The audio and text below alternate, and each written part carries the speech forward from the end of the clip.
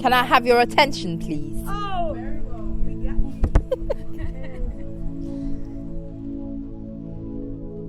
Well, I just want to say that you're literally one of the sweetest people I've actually met. And not just to make it mouth-watering, but it's actually true. I pray you have a fruitful home, more blessings, more money. I promise to share in your joys and sorrows and all that God has to offer us.